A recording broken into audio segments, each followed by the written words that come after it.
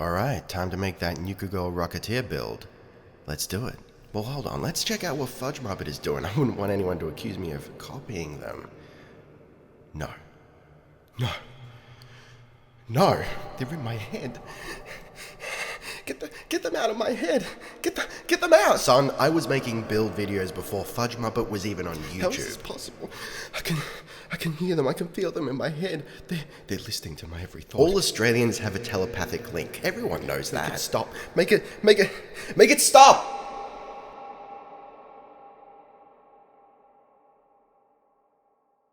What's up, nerds? I'm the Roleplay Gamer, and I like to party. So let's actually have a look at the build. This is not going to be a full build video. And just to be like completely clear here, no, I'm not suggesting that FudgeMuppet stole my idea. How good they are. I hadn't even hadn't even posted anything remotely related to it. It's just, the nature of doing similar content. Sometimes you have the same idea. That's cool. So with that said, on to the build. The basic premise for this build, beyond wanting to use the Nuka Girl outfit, is as follows. Sarah here was once a slave in Nuka World, until one fateful day. Her overzealous master neglected to chew and choked on a piece of mole rat. This was her chance. She fled Nuka World and took refuge in the Commonwealth, taking a Nuka Girl outfit and a thirst zapper along with her.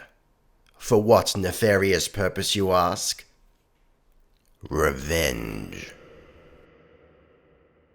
So that's pretty much it. Sarah takes up the persona of Nuka Girl and kind of runs around as a Batman superhero crusader type. Not like completely benevolent. She's just about killing raiders and whatnot, which is fine. That's fine by me. Moving on to the actual build now, and I did have a little bit of trouble with this one, in that I had my heart set on actually using the Thirst Zapper, but to do that, you've got to upgrade it. So I had to adjust the special stats to actually allow her to do that, and that kind of messed up my original idea of the build. So with that in mind, I'm going to give you two special configurations. The original idea and the one I adjusted to accommodate the Thirst Zapper. The original idea was to make Nuka Girl a VATS-heavy super luck build, which is a type of build I don't often play around with. You know me, I like to put a couple of points in luck for convenience, but I don't usually spec too heavily into it. So, I was kind of looking forward to playing around with this one. We were talking 1 strength, 5 perception, 1 endurance, 3 charisma, 1 intelligence, 8 agility, and 9 luck. The playstyle for this build was going to involve a lot of running and gunning, taking advantage of those higher agility perks to avoid damage and just gain as many action points as you can to literally run away from danger and then VATS the shit out of people from behind with that lovely explosive cherry thirst zapper. Nuka-Cola fresh. Now you could probably still get away with a build like this and console in the Thirst Zapper, but I know a lot of people don't like to cheat, or, they're playing on console and then they don't have the console. How ironic is that? Console players don't have access to the console. Anyway, so, I like to go as vanilla as possible, even to the point of not using bobbleheads, which I know some people think is silly, but I think that ruins the roleplay of it. So, that's beside the point. Here's the other build that does accommodate the Thirst Zapper, that allows you to actually upgrade it and use it to do proper damage without cheating. We're talking 1 strength, 3 perception, 1 endurance, 2 charisma with a +1 from the Nuka Girl outfit, 6 intelligence so that we can get gun nut and science and upgrade the Thirst Zapper, 6 agility, and 9 luck.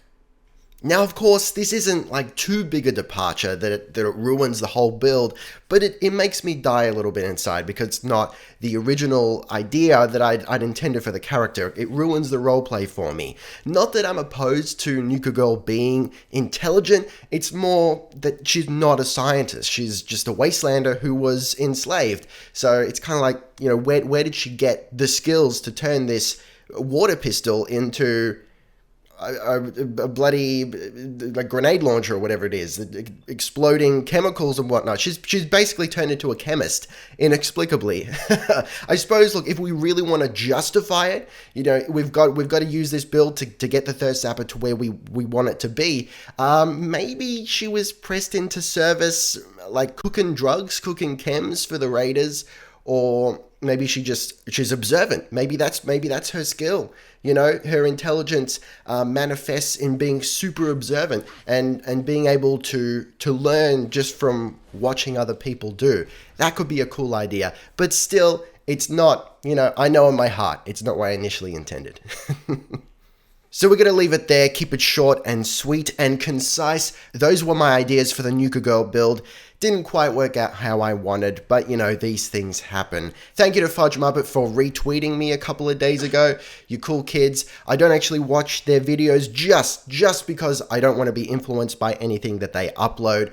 But I know they make quality stuff. If you haven't heard of them before, inexplicably, I'll throw a link at the top of the description there. Go check them out. Show them some love from me. Thank you very much for watching, guys. Don't forget to gently caress that like button. It needs love like everything does. Taste the game, the excellent to each other, and I'll see you next time. I'm now going to check out FudgeMuppet's build. It should be interesting. See what their idea was. Roleplay Gamer, out.